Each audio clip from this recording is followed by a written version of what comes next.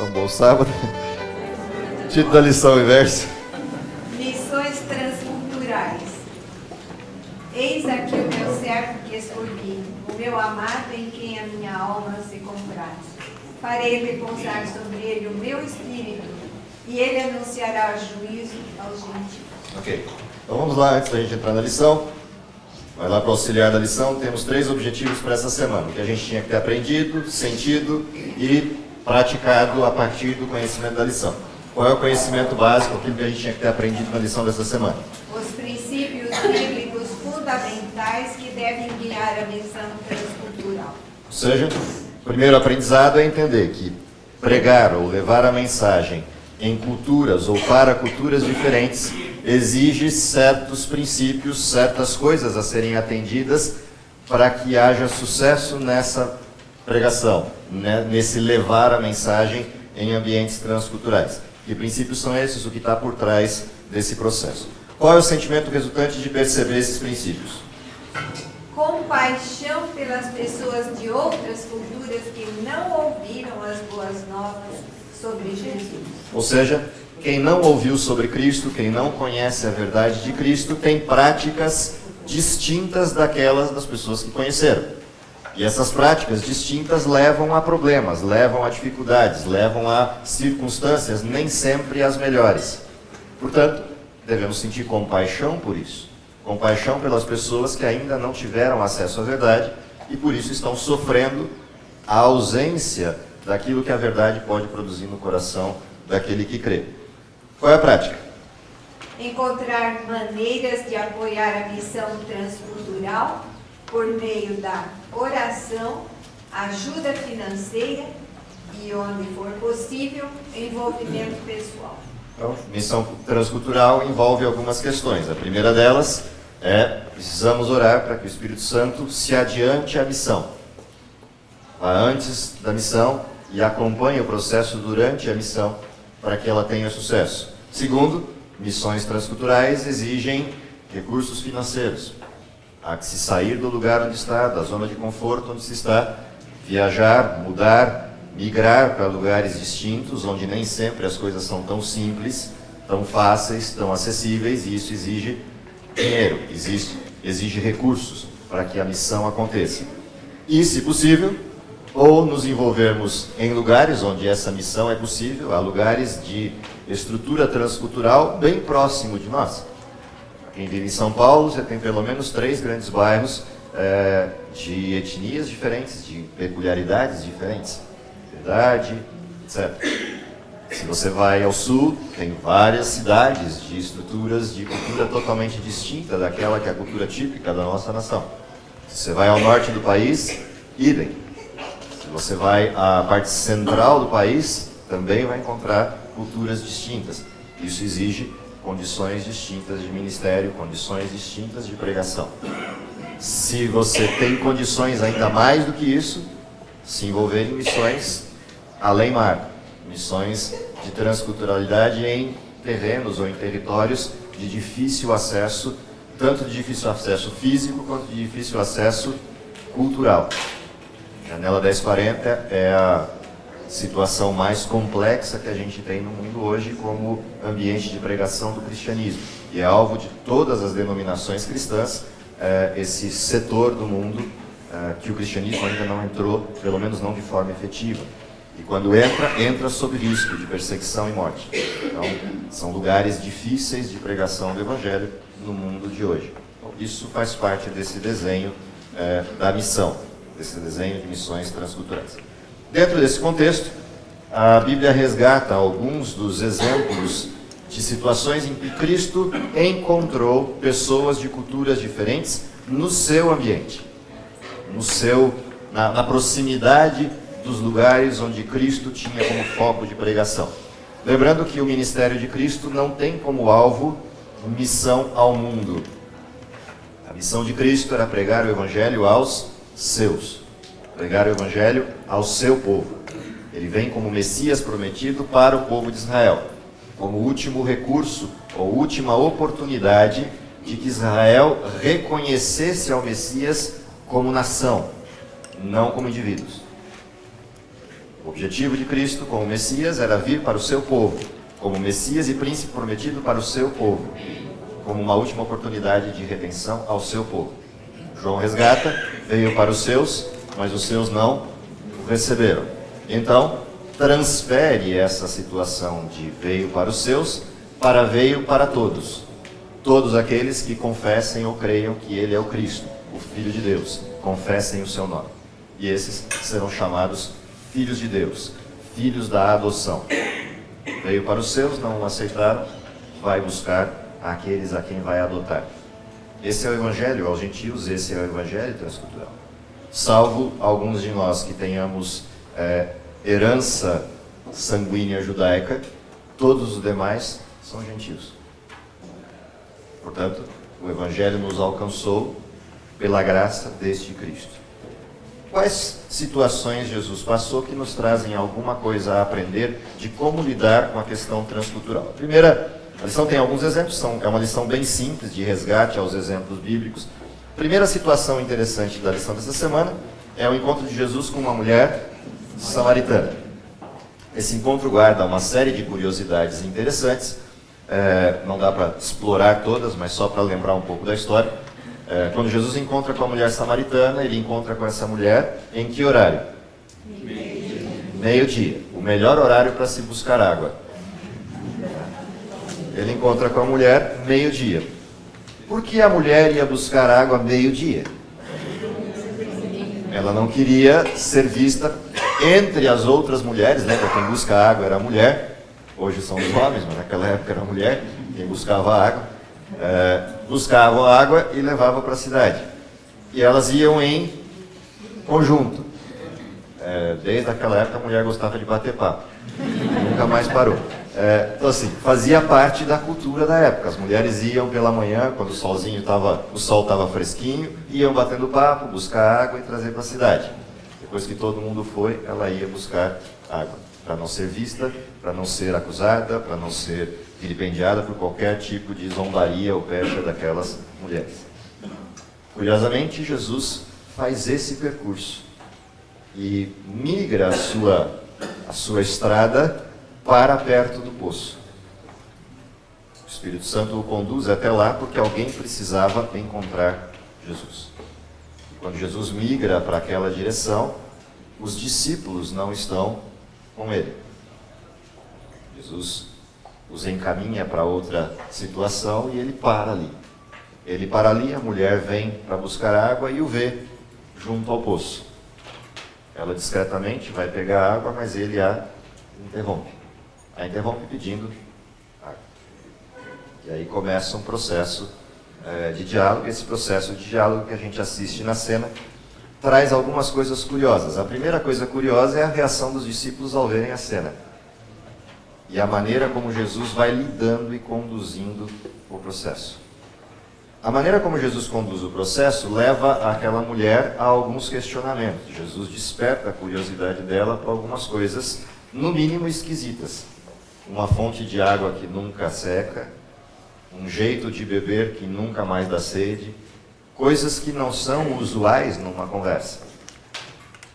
Adoração, formato de adoração, lugar de adoração. Todas essas coisas que vão sendo montadas na cena geram ou despertam numa pessoa que é de outra região alguns questionamentos. Questionamentos de preconceito, afinal de contas, está se dirigindo a ela um sujeito que não poderia conversar com ela. Por N razões. A primeira é por ser judeu e ela samaritana. Meio que ela dá uma chamada de atenção em Cristo. Olha, você não está percebendo o que está acontecendo aqui. Ou seja, essa conversa vai sendo lidada com indiretas e com um processo que vai se alongando e aprofundando numa direção. Qual a intenção de Jesus? A intenção de Jesus era chegar ao coração daquela mulher. Como ele chega ao coração dela? Curiosamente, evidenciando os seus pecados. Jesus vai cavando, até que a mulher fica exposta. Tudo que ela não queria ir ao meio-dia é exatamente o que acontece. Quando isso acontece, o que ela percebe? A pessoa com quem está conversando não é uma pessoa qualquer. O que ela reconhece? Eu estou de frente de quem? De um profeta. Mas parece ser mais que um profeta. E no último questionamento que surge da última pergunta, a resposta de Jesus é precisa. Sou eu, aquele que fala contigo. Acaba a conversa ali.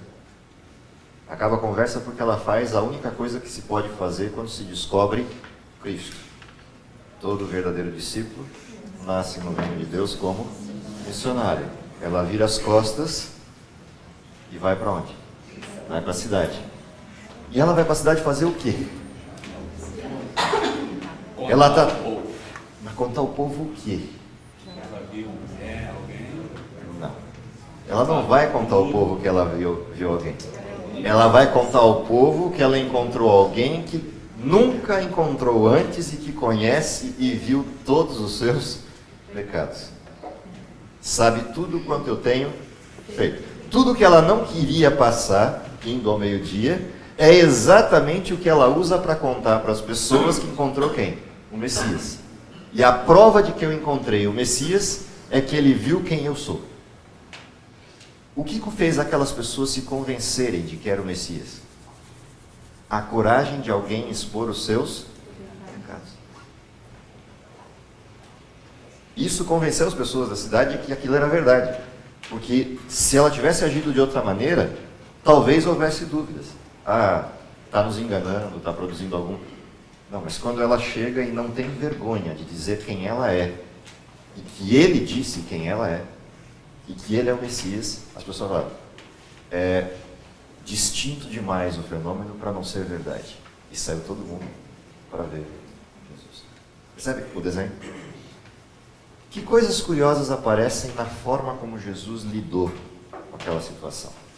Jesus sabia que existia uma distinção de adoração entre Samaria e Judá? Sim.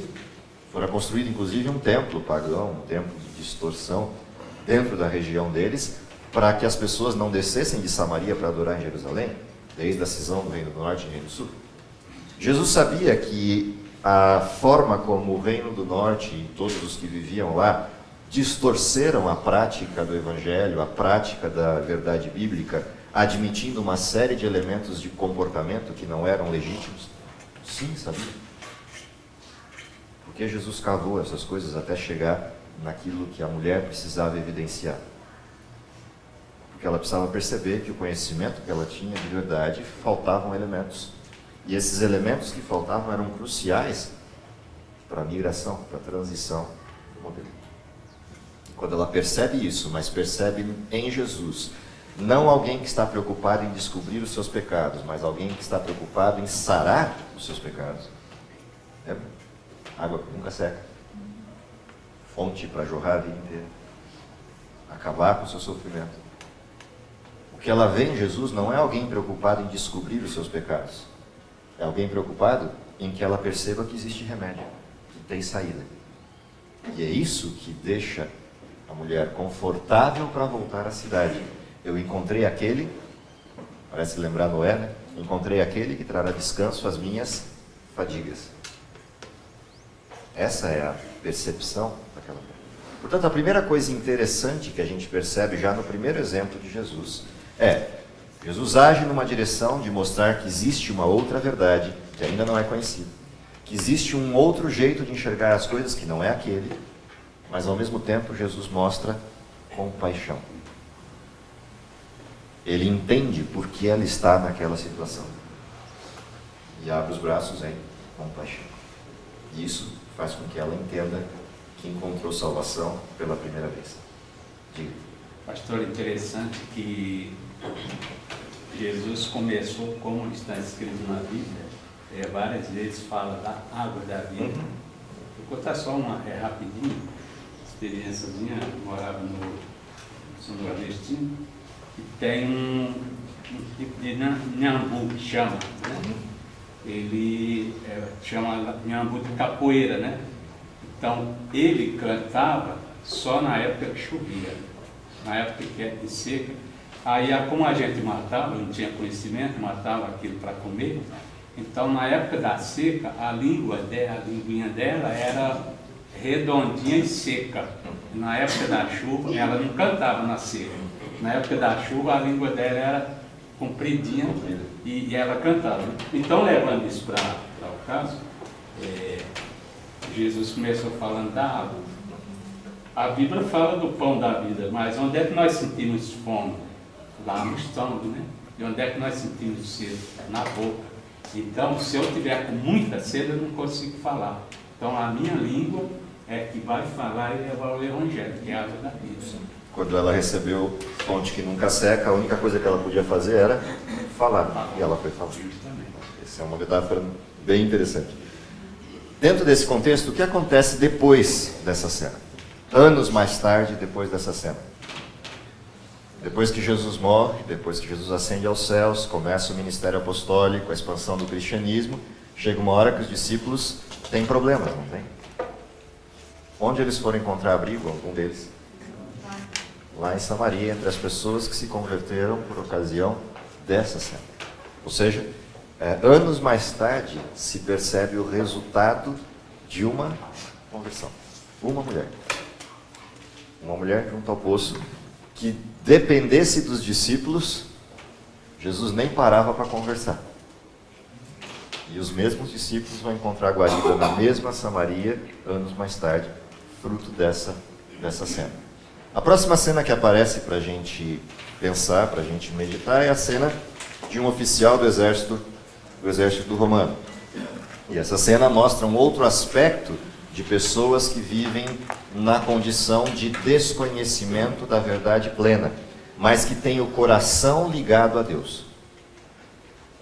Há pessoas que vivem fora do contexto e têm o coração preso a Deus, mas sem o conhecimento pleno da verdade. São pessoas sinceras, que possuem fé, mas não conheceram pessoalmente ou plenamente a verdade. A história desse centurião diz que um dos seus servos ficou doente para a morte. Ficou doente a ponto de morrer. O que faz esse centurião? Ele ouve pelas conversas, afinal de contas é um centurião, portanto sabe de tudo o que acontece. Ele ouve pelas conversas que existe um tal sujeito, um tal Messias, um tal profeta ou alguém entre o povo de Israel que faz milagres e que cura as pessoas e que dizem é aquele que veio trazer salvação. O que faz esse centurião? Qual é a atitude dele quando vê essa possibilidade ou ouve falar a respeito desse mestre, desse novo sujeito?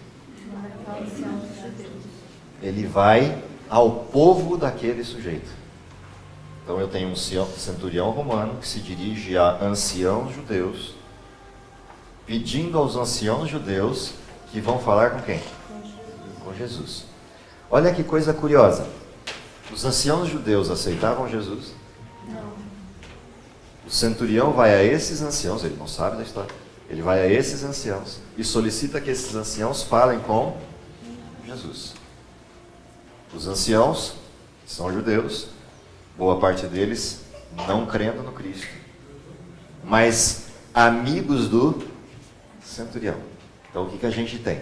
A gente tem uma situação de uma cidade onde você tem um corpo religioso da cidade, a autoridade e cúpula religiosa naquela cidade, e tem a autoridade instituída da polícia regional, polícia militar ou polícia federal. Alguém da polícia federal procura, ou da polícia regional militar, procura esse grupo de religiosos, que não crê necessariamente no Messias, mas que por conveniência, em função de quem pediu, vai até o sujeito e lhe pede ajuda. Olha, ele é nosso amigo, tem sido bom com todos nós, já que você também é judeu, pelo menos se digne a ajudá-lo. Entendem a cena? O que Jesus faz? Não questiona aí? Vai. Ao Jesus chegar perto, o que o centurião percebe? Não é que ele veio mesmo?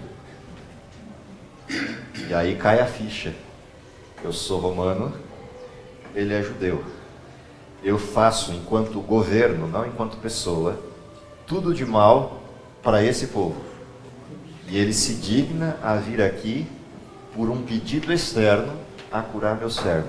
Eu não sou digno de recebê-lo em minha casa. E aí ele manda agora não os anciãos. O que diz o texto? Ele manda quem? Seus amigos próximos ou seus servos. Portanto, ele não manda judeus para o próximo recado. Ele manda amigos romanos ou de alguma outra nação para dar o segundo recado. E eles vão. Qual é o recado que dão? Eu não sou digno de recebê-lo aqui. Eu sou um centurião, eu dou ordens, todos obedecem. O senhor, se é um mestre, também deve dar ordens e eles obedecem. Mande uma palavra e eu sei que o meu servo vai ser curado. Qual a resposta de Jesus? Não há em Israel tamanha fé. E não havia dele. Para quem Jesus disse não há em Israel tamanha fé? Para o primeiro grupo que veio ter com ele. Quem veio ter com Jesus não acreditava na fé. Mas o romano acreditava. O servo foi curado no mesmo instante em que Jesus os despediu. Quando chegaram lá, o servo já estava curado. Ou seja, qual é a cena aqui?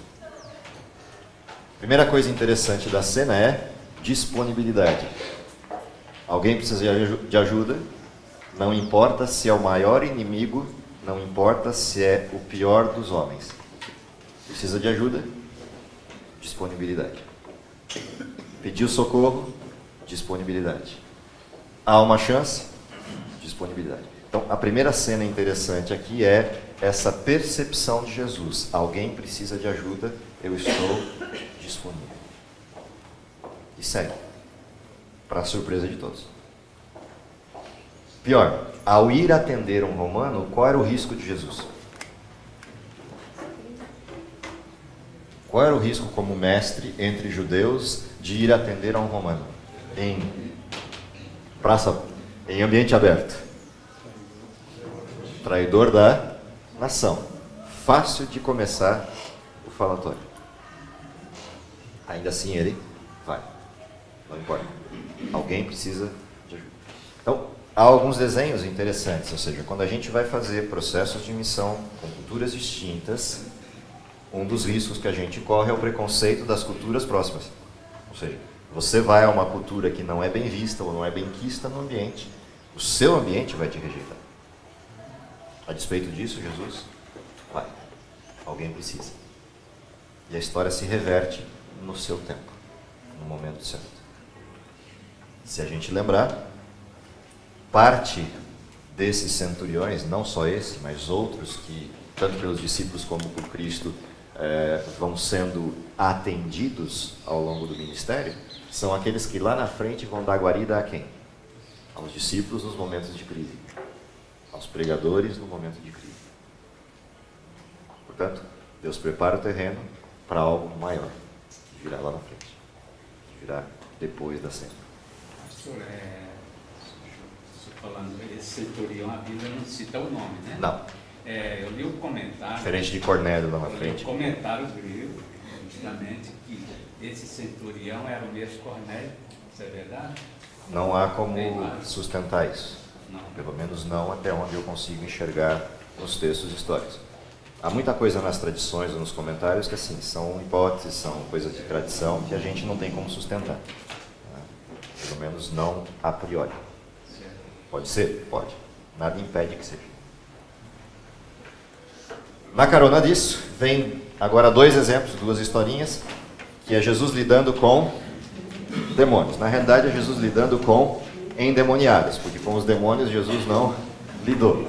Mas, de qualquer forma, o processo de lidar com os endemoniados traz algumas lições interessantes. As pessoas com quem Jesus lidou nessas histórias também não são do seu povo, não são da sua nação. O primeiro bloco, o primeiro grupo, que pode ser um ou dois, depende da versão que você lê. Isso tem, na realidade são dois, mas de qualquer forma há uma versão que apresenta só aquele que conversa, um dos gadarenos. Jesus atravessa o mar e vai para o outro lado da banda do mar, para fora da região de onde ele prega, na região de Gadara. Atravessando o mar, chegando em Gadara, vem ao seu encontro 2 endemoniados. Qual era a intenção de Satanás quando esses sujeitos vieram para Jesus? Barrar e desacreditar Jesus. Essa era a intenção. Afinal de contas, ele veio num terreno que não era dele. O que acontece? Jesus resolve a conta, os demônios são expulsos, e o que acontece com os gadarenos? Qual era a intenção deles, a partir do momento que Jesus resolveu-lhes o problema? Segui-lo. Segui-lo. Qual a resposta de Jesus? Qual era a ordem? Voltem para onde? De onde vocês vieram e contem para eles o que aconteceu. Há milagres de Jesus que Jesus pede para o pessoal ficar quieto, mas esse caso não foi assim. O que vai acontecer anos mais tarde quando se retorna à região de Gadara? Há uma comunidade inteira de pessoas convertidas por esses missionários ex-endemoniados. Fruto de um evento, fruto de uma missão dessa natureza. Tinham consciência do que estava acontecendo? Não? Estavam endemoniados. Pediram alguma coisa para Jesus? Tão pouco.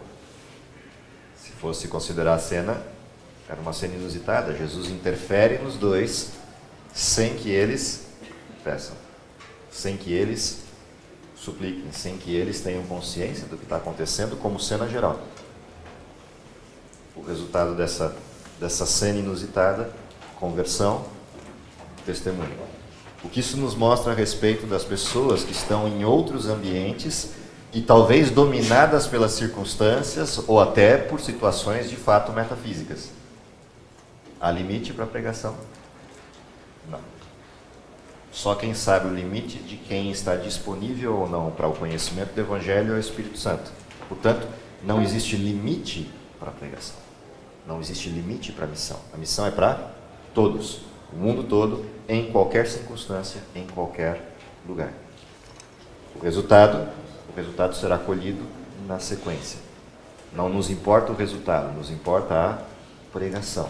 Portanto, ir ao mundo pregar pode significar semear sem nunca ver o resultado, pode significar assistir o resultado, pode significar semear e participar do resultado. A gente não sabe. O limite é o mundo, o limite é todo mundo. Essa é uma coisa interessante sobre essa cena. A segunda cena que Jesus lida com questão de endemoniados tem a ver com uma senhora, uma mulher, que ele suplica que Jesus ajude quem? Seu filho. Portanto, dentro dessa condição, ela chega para Jesus de forma muito parecida com aquele cego que incomodava Jesus. Lembra do cego? Incomodava Jesus, clamando por Jesus e a multidão se espremendo para não deixar ele chegar lá. A situação dela é muito parecida, só que com uma diferença. O cego era judeu, a mulher não. Portanto, clamar nessas condições entre o povo para a ajuda de um judeu era um risco razoável. Risco por ser mulher, risco por não ser do povo. Era uma série de condições que, de forma comum, a impediriam de fazer o que fez. Ainda assim, ela faz. E quando ela consegue chegar e se lança aos pés de Jesus, clamando por socorro, Jesus responde da forma mais agradável do mundo. Não é justo, não é próprio, não é correto tirar o pão da mesa dos filhos e dar para os cachorros. O que Jesus está dizendo para todo mundo aí? Em linguagem bem simples, quem é essa cadela que vem aqui me incomodar? A gente às vezes não para pensar que a frase é essa. A gente olha a frase com um ar mais tênue. Já imaginou Jesus chegar, quem que é essa cadela?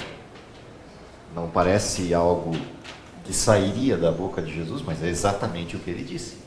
Não é justo tirar o pão da mesa dos filhos e pôr os cachorros. Qual a resposta assim?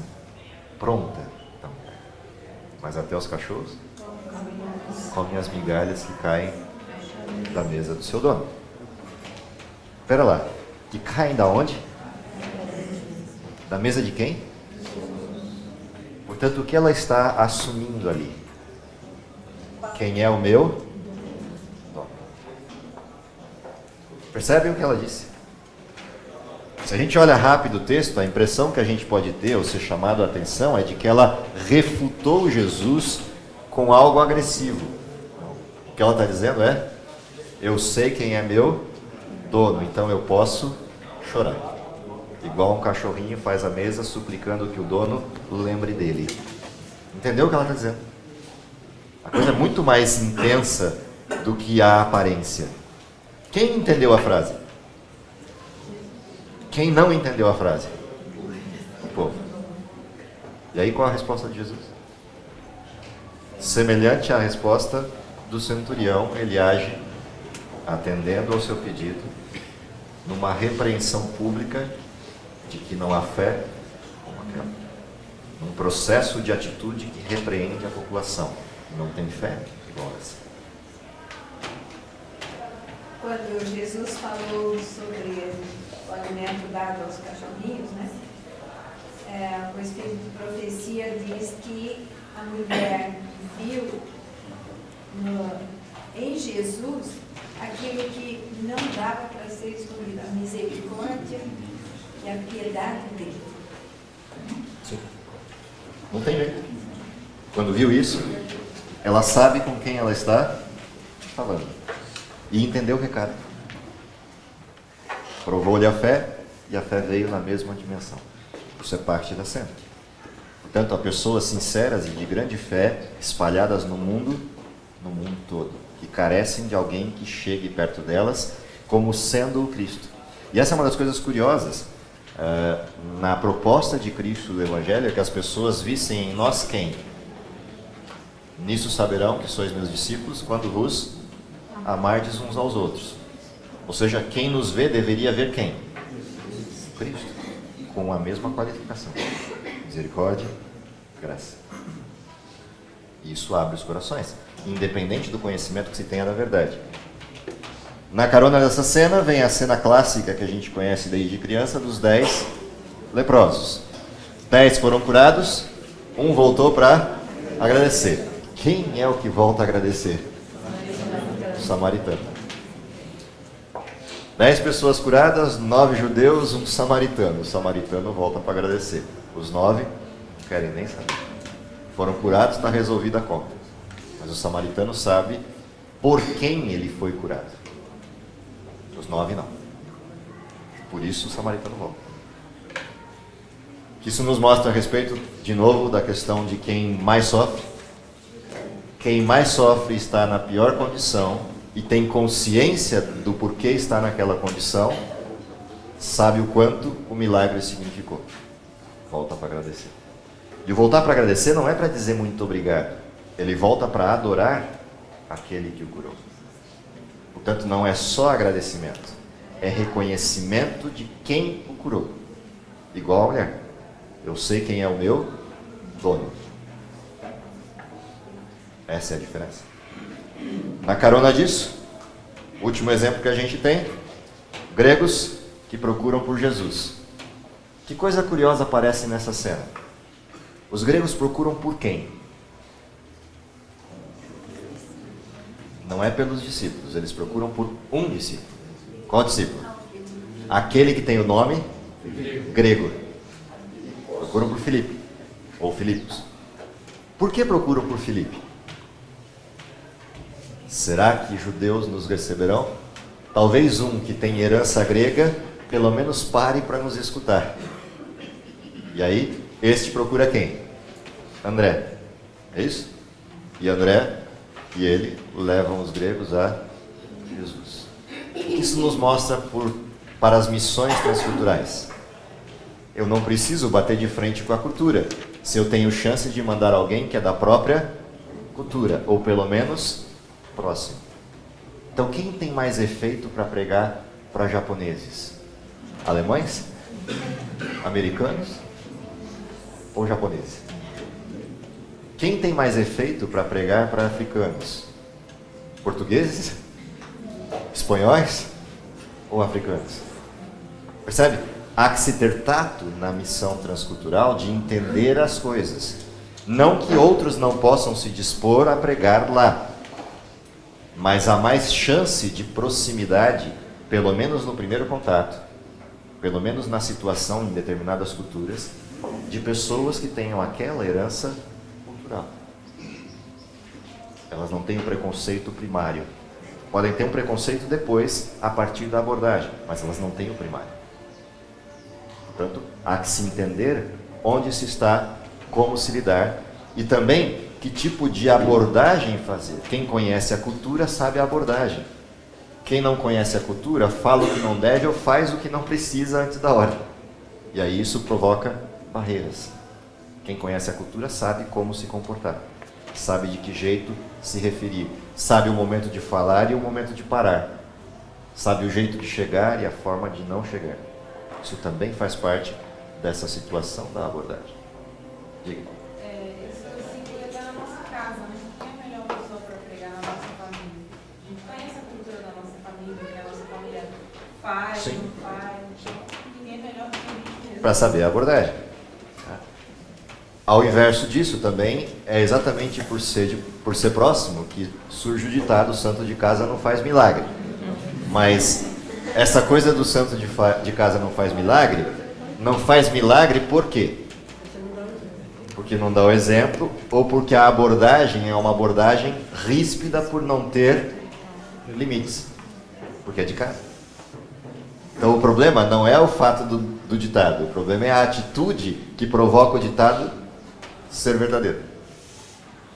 A atenção aqui no caso da experiência dos gregos com Filipe é exatamente a gente aprender que santo de casa pode fazer milagre sim, porque tem muito mais chance do milagre do que quem é de fora, porque está dentro de casa, desde que viva o exemplo. Embora não seja exatamente de casa, a lição da menina lá com Naamã é um exemplo típico de santo de casa que fez milagre, porque vivia um exemplo de alguém digno de ser ouvido, apesar de ser uma menininha.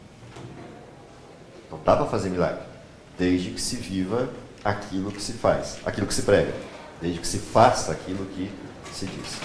Essa é a forma da gente entender esse desenho. O que de tudo a gente aprende como prática de todo esse desenho de necessidades transculturais? Primeiro, não é simples pregar o Evangelho em lugares distintos da nossa cultura. É complexo por ser diferente. Não é simples, mas é possível, que depende de coisas que não são simples. A primeira dessas coisas é uma mudança da nossa atitude, da nossa postura, do nosso coração em compaixão a uma outra cultura. Segunda coisa, demanda disposição. Terceira coisa, demanda dispor de recursos, tempo, dinheiro ou bens. E uma última coisa, depende do quê? De compreender com quem você está lidando. Ou seja, mergulhar no conhecimento de quem é o outro. Para, a partir desse conhecimento, escolher qual é a melhor abordagem, qual é o evangelho necessário, qual é a atitude necessária, o que a pessoa realmente precisa, para eu poder saber como chegar, o que fazer. Pastor, eu lembro quando eu comportava, que era um pouco diferente de agora. Você chegava numa cidade para comportar, então alguém primeiro se encarregava de visitar o delegado da cidade. E chegando no delegado, ele precisava saber dar uma abordagem. O delegado perguntava, geralmente perguntava: mas por que você veio a mim? Porque o senhor é a autoridade policial mais influente, então não tem responsabilidade daqui, então quer sua autorização. Depois, o padre podia rejeitar, mas chegou: olha, eu já fui no delegado, uma pessoa influente, como o senhor na parte religiosa, E ele deu um aval, tá aqui a assinatura dele. O padre assinava também. A gente fazia isso muito na comportagem. A primeira Na pessoa que a gente visitava na cidade era o padre da cidade. Porque se ele nos recebesse, a chance da gente ter sucesso, se a cidade é pequena, a chance da gente ter sucesso no Ministério da Comportagem é grande. Se ele tiver contra nós, as chances vão depender de um milagre. Porque aí ele junta toda a sociedade contra você. Eu lembro quando eu cheguei em Pelotas para comportar, eu fui visitar o padre da cidade, fui eu e o Ayrton Keller. A gente foi visitar o padre da cidade, lá em Pelotas. E aí a gente teve a surpresa, ele nos recebeu muito bem, conversou com a gente por quase 2 horas, perguntou quem a gente era, o que estava fazendo, o que queria, mas ele estava só sondando, ele já sabia exatamente quem a gente era e o que a gente vinha fazer. Aí depois de 2 horas de conversa, ele abriu o armário. E ele tinha a coleção inteira do Espírito de Profecia no armário. Falou, ó, da minha parte, vocês não vão ter restrição, podem trabalhar à vontade na cidade, no que de mim depende, não vai ter nenhum tipo de abordagem contrária. Comigo aconteceu aquelas histórias, né? Tinha uma página que tinha o Papa João Paulo II, né? E ele, mas de onde procede isso aqui? Aí a gente já ia lá no prospecto, né? E ele olhava, tudo bem. Isso aconteceu lá em Nova Cachoeira, em São Paulo. Eu vou terminar com um último texto, é um texto que particularmente eu gosto, que mostra o que está do outro lado da cortina, além do nosso convívio. É um texto do Desejar a Todas as Nações, páginas 637 e 638, que diz assim: aqueles que Cristo louva no juízo, talvez tenham conhecido pouco de teologia, mas nutriram seus princípios. Mediante a influência do Divino Espírito, foram uma bênção para os que os cercavam. Mesmo entre os gentios, existem pessoas... Vai dar o terceiro ou não? Mesmo entre os gentios, existem pessoas que têm cultivado o espírito de bondade. Antes de lhes haverem caído aos ouvidos as palavras da vida, acolheram com simpatia os missionários, servindo-os mesmo com o perigo da própria vida. Há entre os gentios pessoas que servem a Deus ignorantemente, a quem a luz nunca foi levada por instrumentos humanos, todavia não perecerão. Conquanto ignorantes da lei escrita de Deus, ouviram sua voz a falar-lhes por meio da natureza, e fizeram aquilo que a lei requeria. Suas obras testificam que o Espírito Santo lhes tocou o coração, e são reconhecidos como filhos de Deus. Independente se o Evangelho vai chegar ou não, de forma explícita a todas as pessoas, o Espírito Santo chegou antes. Entendem por que o primeiro elemento é oração por eles? Porque talvez o Evangelho não chegue a tempo lá. Mas mesmo não chegando a tempo de forma humana, ele chega pelo Espírito. E se eles ouvirem a voz do Espírito, ouvirão e obedecerão, mesmo que não conheçam toda a verdade. A maior surpresa do céu é descobrir pessoas que nunca conheceram Jesus no céu. É descobrir pessoas que nunca viram o Evangelho no céu, mas estarão lá. A maior decepção do céu é ver pessoas que conheceram o Evangelho a vida inteira e não estarão lá. Portanto, a missão tem esse viés e essa perspectiva. Há pessoas sinceras em todos os lugares, há pessoas justas em todos os lugares que ouviram a voz de Deus e seguiram a voz de Deus. E aí, a mensagem bíblica é: se vocês ouvirem a voz de Deus, não endureçam o vosso coração. Pensando nessa lição na parte de missão, eu me lembrei daquele verso, principalmente no que se refere às lições de domingo da mulher samaritana e do oficial romano, né? Lance teu pão sobre as águas. E depois de... Você vai achar. Que foi uma realidade bem forte ali, né? Bem lembrado do texto. Que Deus nos abençoe para que a gente entenda essa missão e possa desempenhá-la até que Cristo venha. Vamos orar? Querido Pai que está nos céus, te agradecemos pelo dom da vida, pela oportunidade de sermos chamados teus filhos. Te agradecemos porque sabemos da brevidade da tua vinda e pela oportunidade que temos de pregar o teu Evangelho e abreviar este grande evento que enche o nosso coração de alegria e de expectativa. Que tudo isso possa nos animar a nos lançarmos na missão, seja perto ou longe, seja por esforços diretos ou por modelos indiretos, mas que de alguma maneira encontremos o nosso espaço na missão e, se possível, ainda possamos vê-lo voltando em nossa geração. Tudo isso te pedimos, confiado nos méritos de Jesus e em nome de quem oramos. Amém. Bom sábado para vocês. Até sábado que vem.